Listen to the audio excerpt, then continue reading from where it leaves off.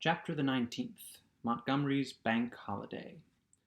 When this was accomplished, and we had washed and eaten, Montgomery and I went into my little room and seriously discussed our position for the first time. It was then near midnight. He was almost sober, but greatly disturbed in his mind. He had been strangely under the influence of Moreau's personality. I do not think it had ever occurred to him that Moreau could die. This disaster was the sudden collapse of the habits that had become part of his nature in the 10 or more monotonous years he had spent on the island. He talked vaguely, answered my questions crookedly, wandered into general questions. "This silly ass of a world," he said. "What a muddle it all is. I haven't had any life. I wonder when it's going to begin. 16 years being bullied by nurses and schoolmasters at their own sweet will, 5 in London grinding hard at medicine, bad food, shabby lodgings, shabby clothes, shabby vice, a blunder. I didn't know any better, and hustled off to this beastly island. 10 years here. What's it all for, Prendick? Are we bubbles blown by a baby?" It was hard to deal with such ravings. "The thing we have to think of now," said I, "is how to get away from this island." "What's the good of getting away? I'm an outcast. Where am I to join on? It's all very well for you, Prendick. Poor old Moreau. We can't leave him here to have his bones picked, as it is, and besides, what will become of the decent part of the beast folk?" "Well," said I, "that will do tomorrow. I've been thinking we might make the brushwood into a pyre and burn his body, and those other things. Then what will happen with the beast folk? I don't know. I suppose those that were made of beasts of prey will make silly asses of themselves sooner or later. We can't massacre the lot, can we? I suppose that's what your humanity would suggest. But they'll change. They are sure to change." He talked thus inconclusively until, at last, I felt my temper going. "Damnation," he exclaimed at some petulance of mine. "Can't you see I'm in a worse hole than you are?" And he got up and went for the brandy. "Drink," he said, returning. "You logic-chopping, chalky-faced saint of an atheist's drink."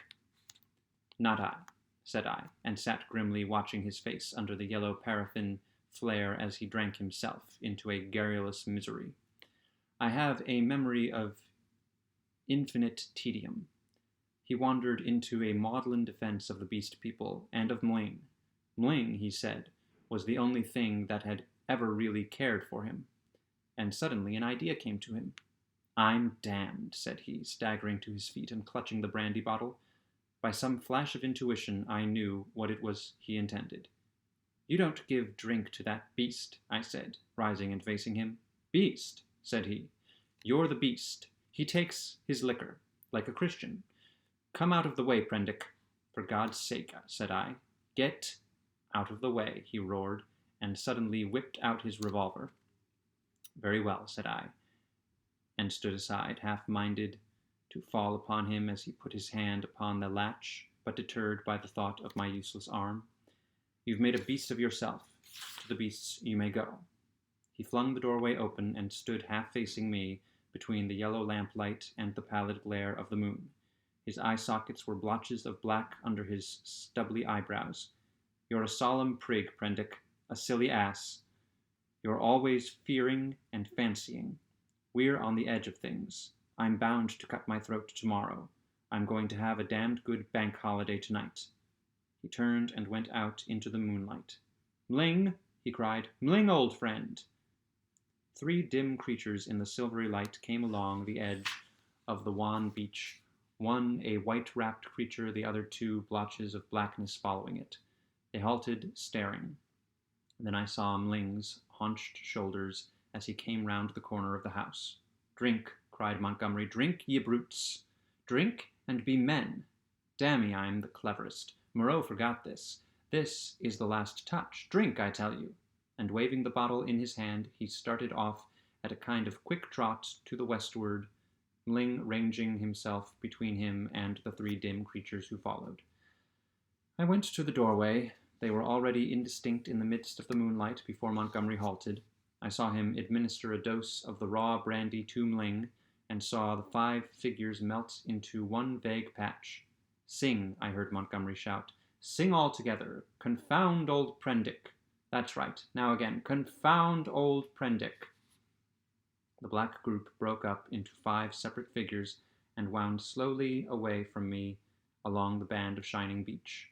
Each went howling at his own sweet will, yelping insult at me or giving whatever other vent this new inspiration of brandy demanded. Presently I heard Montgomery's remote voice shouting, "Right turn," and they passed with their shouts and howls into the blackness of the landward trees. Slowly, very slowly, they receded into silence. The peaceful splendor of the night healed again. The moon was now past the meridian and traveling down the west. It was at its full and very bright riding through the empty blue sky. The shadow of the wall lay a yard wide and of inky blackness at my feet. The eastward sea was a featureless gray, dark and mysterious, and between the sea and the shadow, the gray sands of volcanic glass and crystals flashed and shone like a beach of diamonds.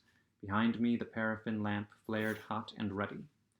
Then I shut the door, locked it, and went into the enclosure where Moreau lay beside his latest victims, the staghounds, and the llama, and some other wretched brutes, his massive face calm even after his terrible death, and with the hard eyes open, staring at the dead white moon above. I sat down upon the edge of the sink, and with my eyes upon that ghastly pile of silvery light and ominous shadows, began to turn over plans in my mind. In the morning I would gather some provisions in the dinghy, and after setting fire to the pyre before me, push out into the desolation of the high sea once more. I felt that Montgomery there was no help. I felt that for Montgomery there was no help. That he was in truth half akin to these beast folk, unfitted for human kindred. I do not know how long I sat there scheming. It must have been an hour or so. Then my planning was interrupted by the return of Montgomery to my neighborhood. I heard a yelling from many throats, a tumult of exultant cries passing down towards the beach, whooping and howling and excited shrieks that seemed to come to a stop near the water's edge. The riot rose and fell. I heard heavy blows and the splintering smash of wood, but it did not trouble me then. A discordant chanting began. My thoughts went back to my means of escape. I got up, brought the lamp, and went into a shed to look at some kegs I had seen there. Then I became interested in the contents of some biscuit tins and opened one. I saw something out of the tail of my eye, a red flicker, and turned sharply. Behind me lay the yard, vividly black and white in the moonlight, and the pile of wood and faggots on which Moreau and his mutilated victims lay, one on another. They seemed to be gripping one another in one last revengeful grapple. His wounds gaped black as night, and the blood that had dripped lay in black patches upon the sand. Then I saw, without understanding the cause of the phantom, a ruddy glow that came and danced and went upon the wall opposite.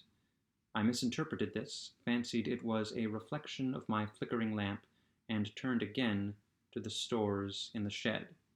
I went on rummaging among them, as well as a one-armed man could, finding this convenient thing and that, and putting them aside for tomorrow's launch.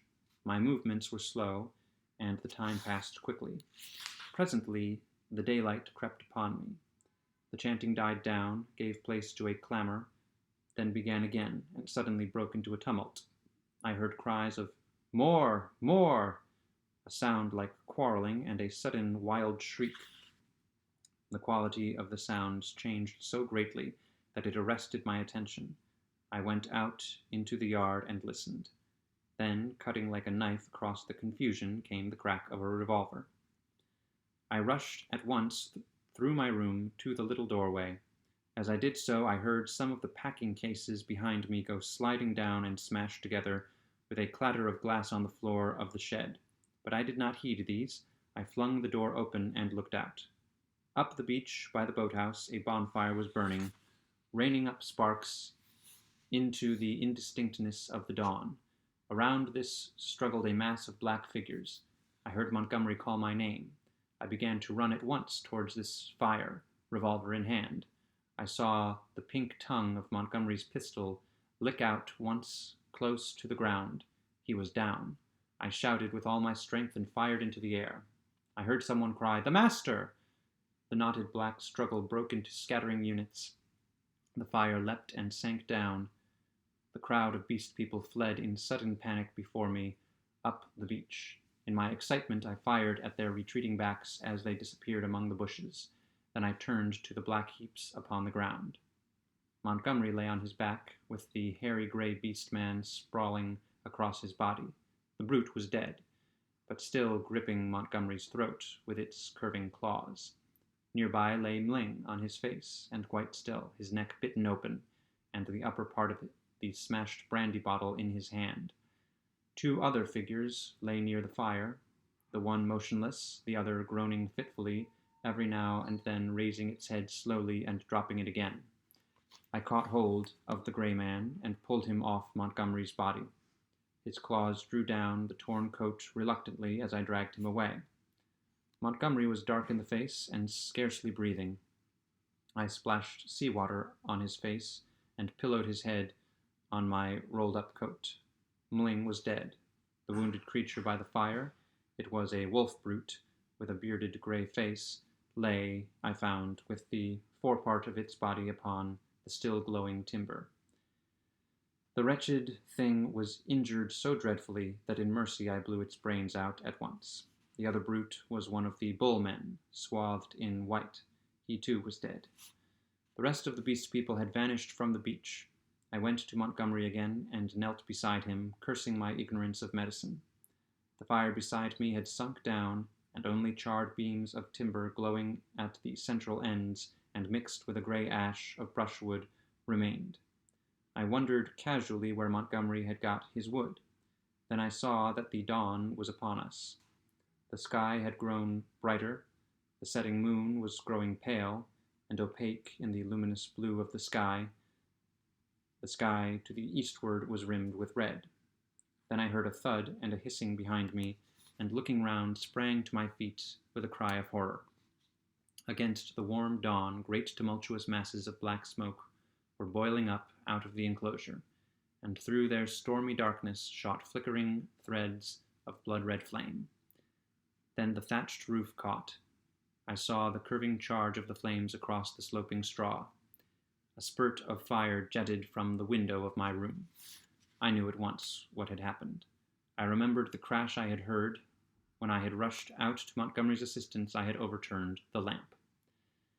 The hopelessness of saving any of the contents of the enclosure stared me in the face. My mind came back to my plan of flight, and turning swiftly, I looked to see where the two boats lay upon the beach. They were gone. Two axes lay upon the sands beside me.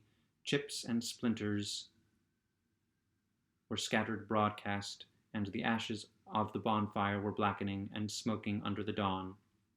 He had burnt the boats to revenge himself upon me and prevent our return to mankind. A sudden convulsion of rage shook me. I was almost moved to batter his foolish head as he lay there, helpless at my feet. Then suddenly his hand moved so feebly, so pitifully, that my wrath vanished. He groaned and opened his eyes for a minute. I knelt down beside him and raised his head. He opened his eyes again, staring silently at the dawn, and then they met mine. The lids fell. "Sorry," he said presently, with an effort. He seemed trying to think. "The last," he murmured, "the last of this silly universe. What a mess." I listened. His head fell helplessly to one side. I thought some drink might revive him, but there was neither drink nor vessel in which to bring drink at hand. He seemed suddenly heavier. My heart went cold. I bent down to his face, put my hand through the rent in his blouse. He was dead. And even as he died, a line of white heat, the limb of the sun, rose eastward beyond the projection of the bay, splashing its radiance across the sky and turning the dark sea into a weltering tumult of dazzling light. It fell like a glory upon his death-shrunken face. I let his head fall gently upon the rough pillow I had made for him, and stood up. Before me was the glittering desolation of the sea, the awful solitude upon which I had already suffered so much. Behind me the island hushed under the dawn, its beast people silent and unseen. The enclosure with all its provisions and ammunition burnt noisily with sudden gusts of flame, a fitful crackling, and now and then a crash. The heavy smoke drove up the beach away from me, rolling low over the distant treetops towards the huts in the ravine.